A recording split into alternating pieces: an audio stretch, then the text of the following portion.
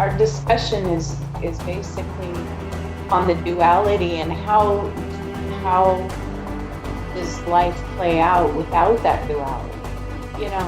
What does that look like? And you had mentioned that the system of duality you cannot win. No, you can't. There is you no, can't. yeah. And this was the point. So I'm wandering around this morning doing my normal morning stuff with my tea, because I quit coffee, by the way. I haven't had coffee in, I think, about a week now. So I'm off When you were coffee. saying TTT, I was wondering. Jeez.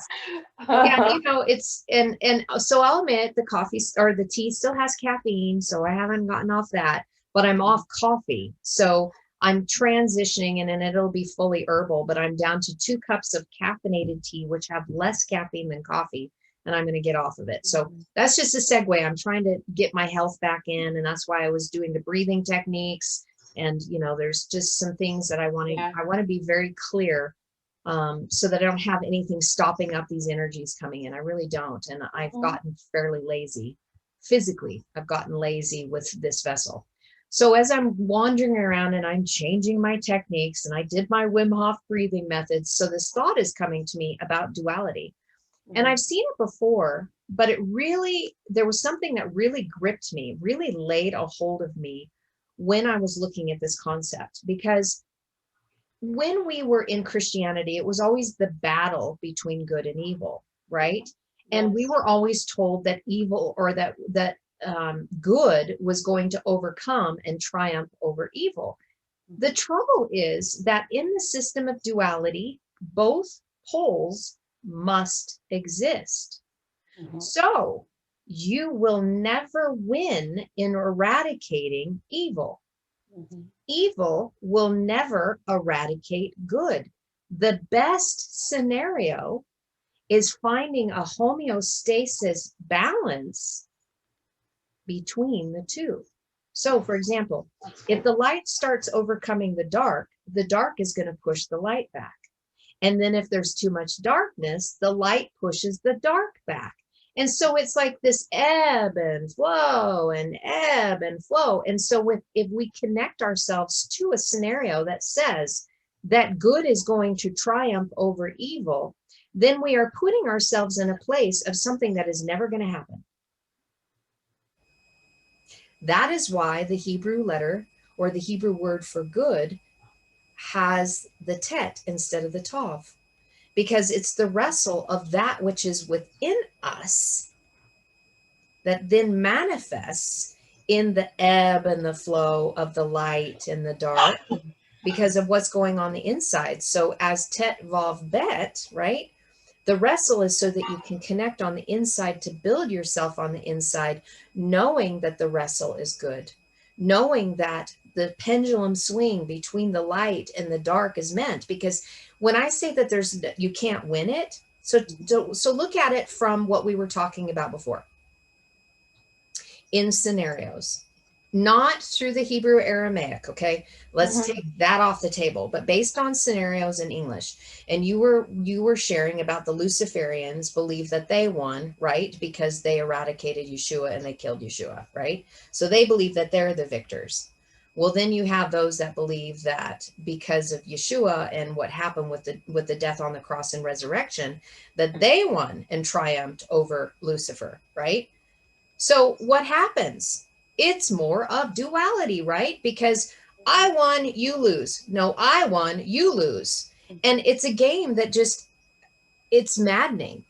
It really is madness. It is psychosis to not see what is going on. And this is why you have mental illnesses. And, even hearing about the bipolarism. Now, I will tell you, okay, so again, more personal experience, because that's the only thing I can speak of right now, is what has happened in this vessel, in this incarnation. When I was in my early 20s, I was diagnosed with being bipolar, but I was bipolar 2, not the really extreme highs and lows, right? But I would vary between here, and I would have manic episodes of both, of the high and the low, high and low, high and low.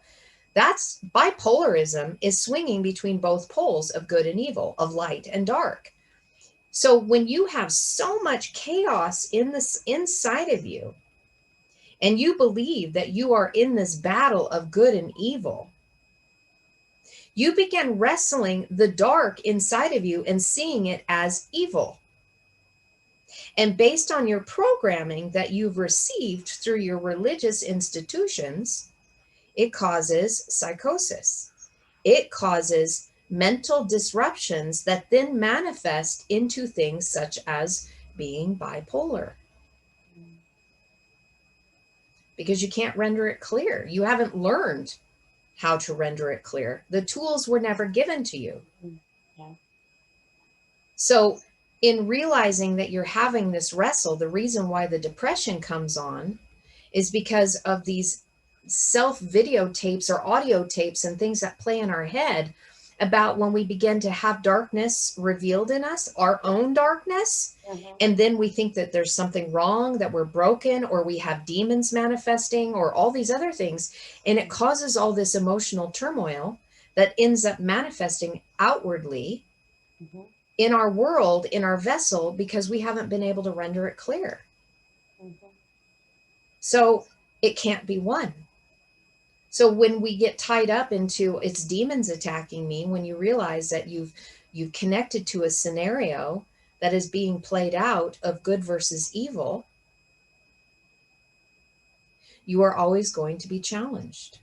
It will never go away until you realize that those are the things that you've manifested for the scenario that you signed up for, that you're choosing to live because it's the program that you've adopted.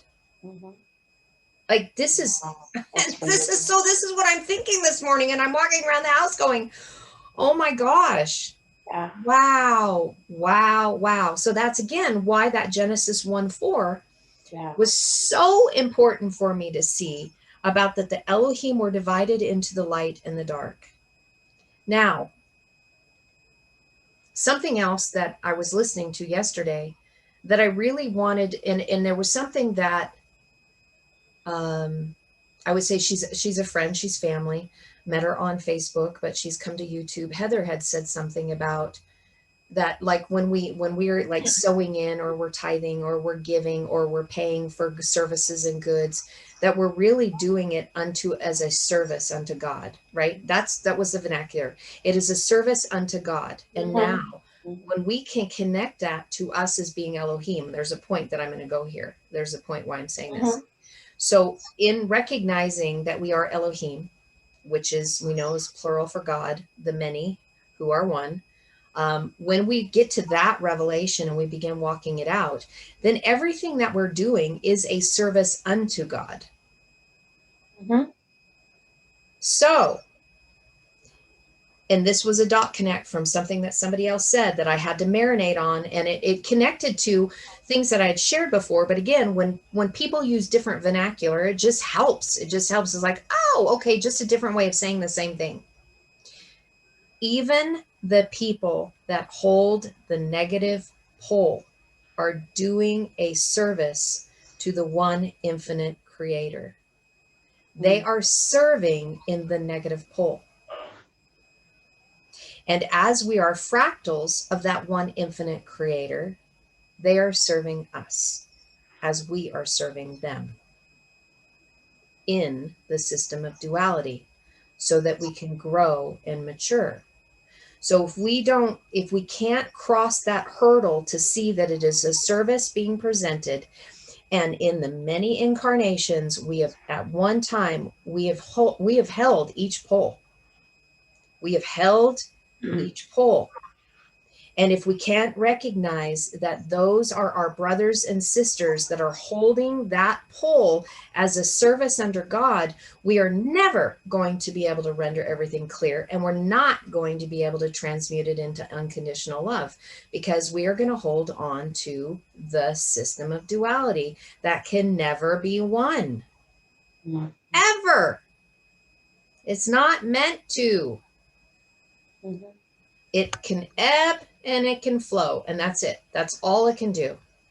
But because it's looking for homeostasis, it's looking for this, it's looking for this, light, dark. And that's really the letter Kuf, right?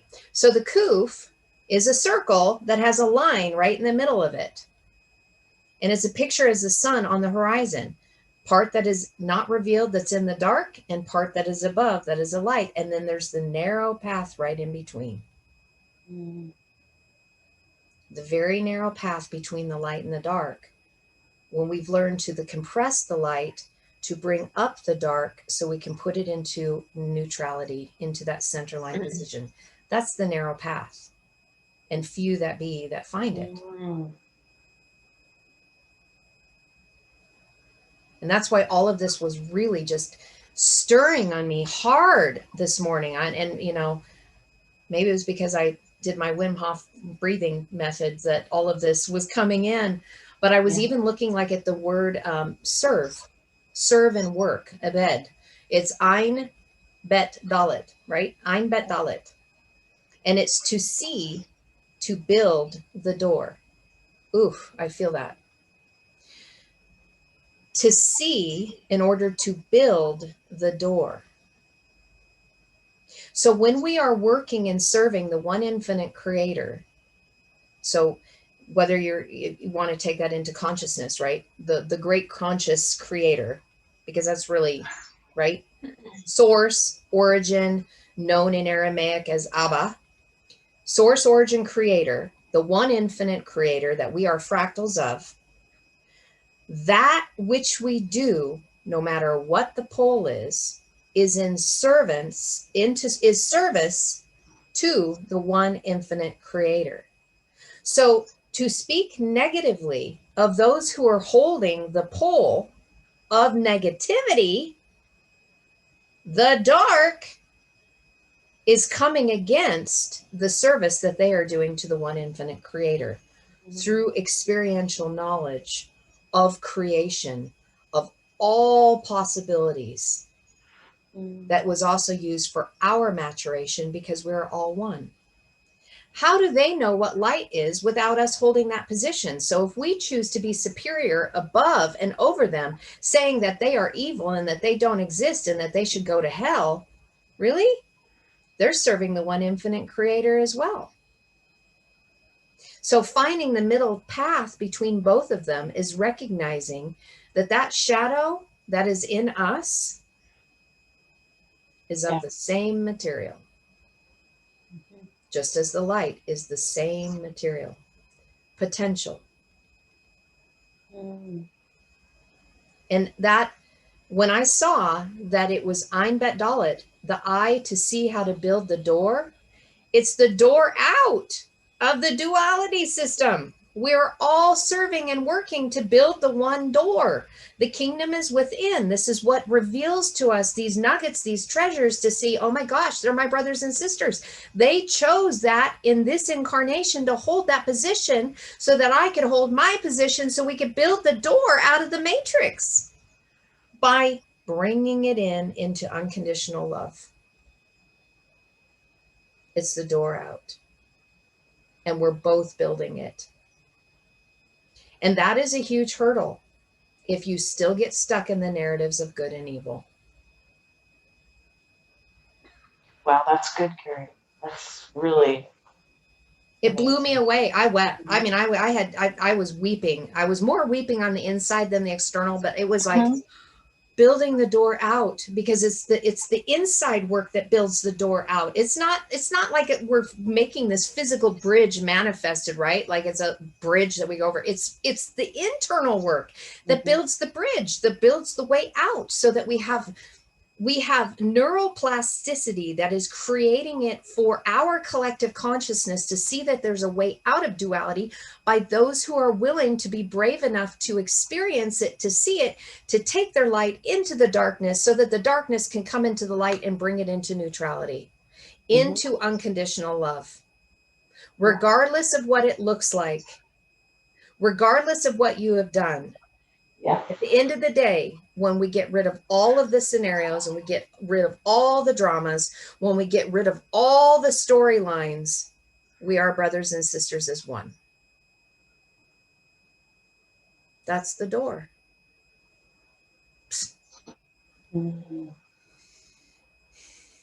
It shifts everything. Yeah. So gratitude is the key. Mhm. Being grateful. So when we have scenarios, and this is just me talking to myself here, but I'm sharing it because I'm talking out loud. Mhm. But even for me, when we have scenarios that come up and we see them or we hear people talk about them, the way that I can see us being able to neutralize it is by having a heart of gratitude. Mhm. So when things are challenging us and scenarios play out, more disclosure happens, more things rise up, wars, rumors of wars, you name it. In that place of meditation, I know for me, I know that my way of handling it is to go inward when I meditate and be grateful for my brothers and sisters that are holding that negative pole Mhm. because they're still serving. So that's just my little piece of advice, as who knows what this month is going to bring. You know, things can change, happen suddenly, and then nothing is the same again. But gratitude Mhm. is very potent. And because it changes you, it changes the frequency within you to be able to see it, to begin to transmute it into love. Be grateful for it. And as soon as that begins to manifest, the energy changes. And then you start feeling the heart chakra really start spinning and activating more. And then all of a sudden, this change happens where love begins to emanate and it settles everything, right? This is heart brain coherence work, heart brain Mhm. coherence 101 work. But Mhm. we sometimes lose track of it. We sometimes forget those kind of things. And I think this is going to be key for us to change our mind, to shuv, teshuvah, to be able to return back as if these things didn't happen. Not that they didn't happen, because experiences do happen, but it's Mhm. how we respond to them instead of reacting to them that's gonna make all the difference in the world. Literally, within our own little cosmic world on the inside that then manifests externally. And I want to be found there. I want to be placed and found in that 0 point unconditional love, having gone on the inside to fellowship, to be one with my creator, because I am, and then being able to connect with all the other fractals in that same place Mhm. to weather the storm. Because Yes. we're here, we're it from the beginning at the end. To go back to the beginning again, we signed up for it. This is what we've been wanting, this is what we've been waiting for. We're here, you know. And so it's not going to do any good for us to complain about it. It's not going to do us any good to get on one bandwagon or another and wave our banners and our flags, Yeah. because I don't want to go into more of the same. No. I don't. I've learned much, I've suffered much, I've experienced a lot, I've held both sides of the pole, and I'm grateful for it. And I'm grateful for the people that held the positive when I held the negative, and vice versa. So that's my thoughts. That's my thoughts on that. Wow. Lots of peace. That's all I can say, is it brought lots of peace.